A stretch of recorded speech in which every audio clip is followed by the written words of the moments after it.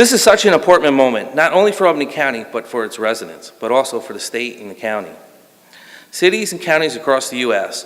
are leading the change as we move forward to a more sustainable future, with no longer having the luxury of waiting or taking action. The state-of-the-art electrical vehicle, right here to my left, the Chevy Bolt, is one of 4 that we're introducing to our fleet in Albany County. And as we continue to change our vehicles out, this is what we're going to. So this is the wave of the future. But these four of the state-art electric vehicles will further reduce greenhouse emissions of the county and continue my commitment to making Albany County the greenest county in the state of New York.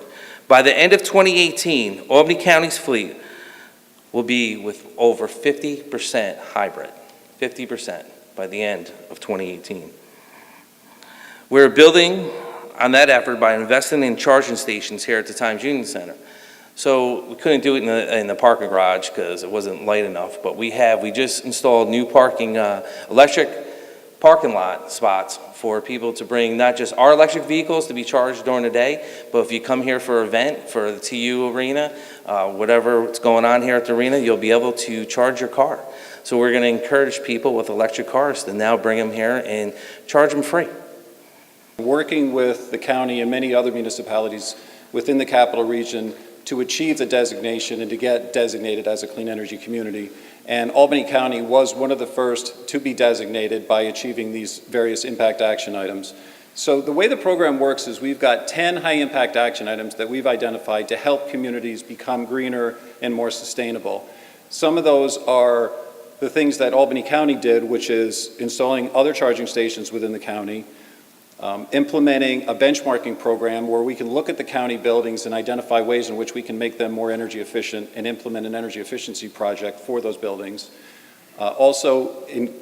Implement an energize financing program where we can help commercial building owners implement energy efficiency for their buildings.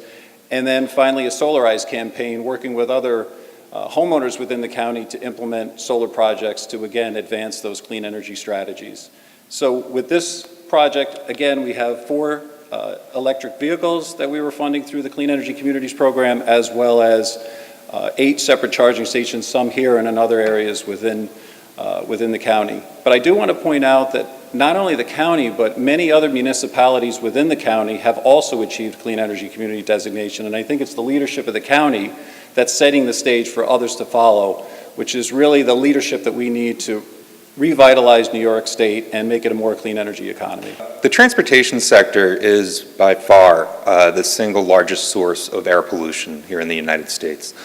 In New York alone, we have over 11 million vehicles powered by either gasoline or diesel fuel. And the challenge facing the state is how do we get those vehicles to a cleaner source like electricity by the year 2050 if we're going to meet our climate goals. The Trump administration is not making it any easier. They're rolling back rules for tailpipe emissions. They're cutting back on regulations on carbon emissions and other climate programs.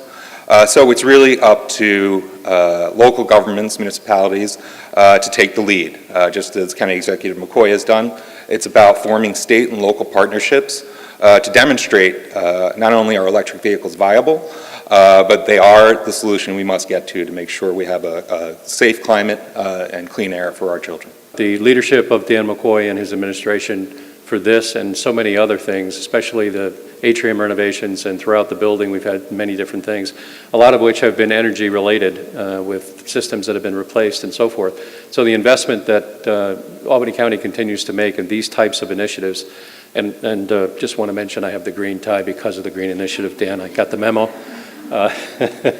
But want to thank the county for its leadership and for really understanding that our environment is really what we all have to live on in the future, and knowing that we're going to have clean air or cleaner air, and then it starts in local government with someone like Dan and his staff helping make it work here in Albany County, and it's better for the fans, and they'll be able to charge right here in the stations. Albany County has really taken the lead on this everywhere, and Todd at CDRPC, great job with the state, NYSERDA, environmental advocates, And we owe this to our children, our grandchildren, our great-grandchildren, to make the environment better for them in years to come, long after we're gone. And it's been going on for years, and we just have to get better at it and keep going.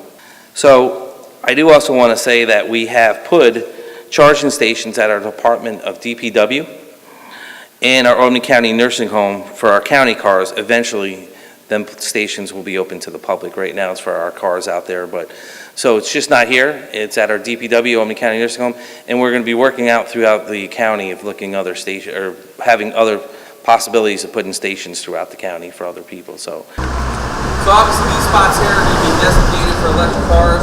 For ours, during the day charging, but events we'll have spaces open up so when people come here to see a good show or a good wrestling match or great Santa basketball, they'll have the opportunity to charge their car while they're sitting in there watching the game.